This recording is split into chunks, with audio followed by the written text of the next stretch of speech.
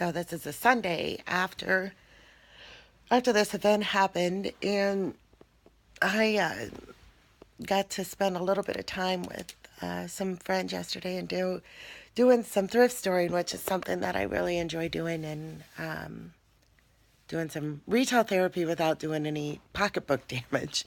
And I felt the need to post a video yesterday, and right before I posted it, I can't say anything about what's going on about this case, and so I had to think, and I asked God to, um,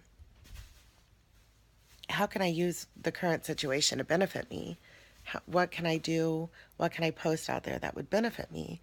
And God said, what is going on is that my abuser is using, this really scandalous headline to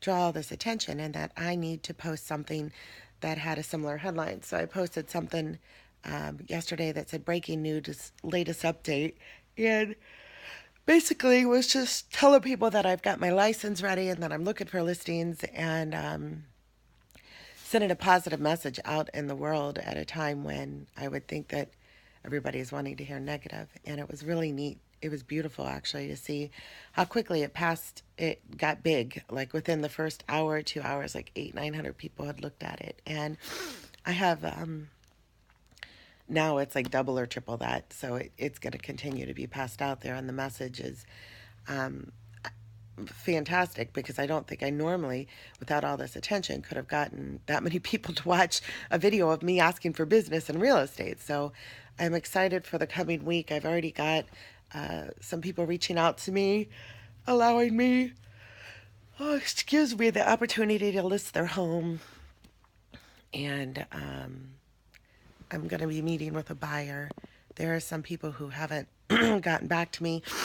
I do have an agent that my abuser had reached out to the day after I was incarcerated, and somehow had shared with her that he was wanting to see me lose my license, and that he wanted to see me leave Concepts, and just kind of his whole MO. And she was scared to bring that to my attention. Now, she brought it to her broker's attention, but remember, this is the broker who tried to save face because they threw my license back to the state before they ever talked to me.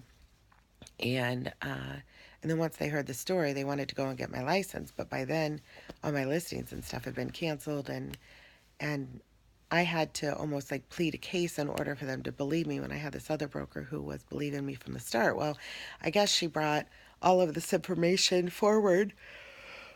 Oh, excuse me, I'm so sorry. She brought it forward to her broker, who was my old broker, and they just told her to unfriend this gentleman and not talk to him again, because he's insane. And nobody has shared any information with me. Nobody has reached out to me to say, hey, Shar, we know about this, because that would all help me. And I know a lot of it is just that people just don't want to get involved. They don't know what to think about all this. They don't know how to handle it. And,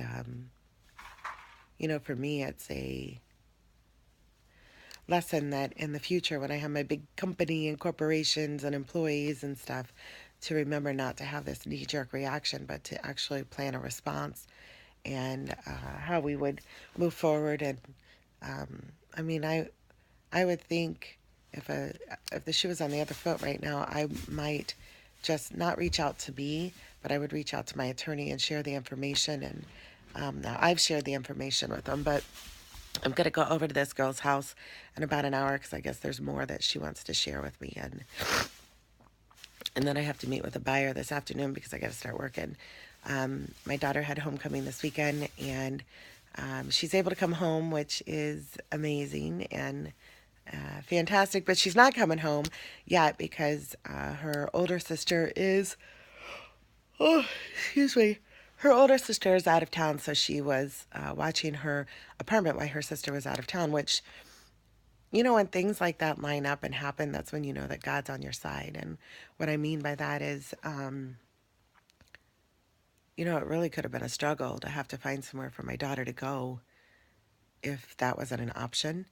But her sister was already out of town, actually had just left to go out of town, and had asked us to go and watch over her house because she has cats, and her apartment is about 25 minutes away, 25, 30 minutes away from where I currently live. So when this all came up and Riley wasn't able to come home, it actually worked out a little bit, not a little bit, it worked out good for us because we already had a place for her to go. And so now it's just nice that A, I could see her, and B, she could come home, and she'll come home. She could come home tonight. It was just nice that she had that avenue to escape. So, anyway, this is today's update. I will update you as the day goes on if there's anything else that happens, but I'm expecting I'm going to go meet. There's probably going to be an update after I meet with this agent, and then my buyer client, and I've got to follow up with some possible listing leads. So, wanting to know where's my energy and my thoughts are just strong. I'm getting ready to meditate and pray. To me, it's one and the same. I'm not a very religious person. I'm an incredibly spiritual person. And a lot of the religious part is just that I don't believe it is my job to judge. And a lot of religions, there's a lot of judgment. And I know that's not the way it's supposed to be. There's only supposed to be one judger, and he's a lot better at that than any of us are. We're just supposed to love and inspire and connect and walk the walk that God has instilled in each of us. So I'm going to keep doing that today, and I'm in awe of the beauty that's going on around me. It's really hard right now in the middle of all this because it doesn't move very fast. You know, at first it moved incredibly fast, and it has helped me be able to look back and reflect on stories of the Bible from like Jonah and David and even Jesus and Mary and Joseph for that matter, that, you know, while you're going through the actions, it's easy for us to, within a page or two, get through a story in the Bible, and we get to move on to the next story and read the entire book, but to realize that these were actual people who had to live through these moments, and the moments weren't fast. The moments were, I mean, when Jonah was in the belly of the whale for 3 days, that's 72 hours. I wasn't even in a jail cell for 12, and that seemed to last forever. So I can't even imagine, when I keep referencing my Bible and seeing stories of David, it was funny because David and Goliath, and the whole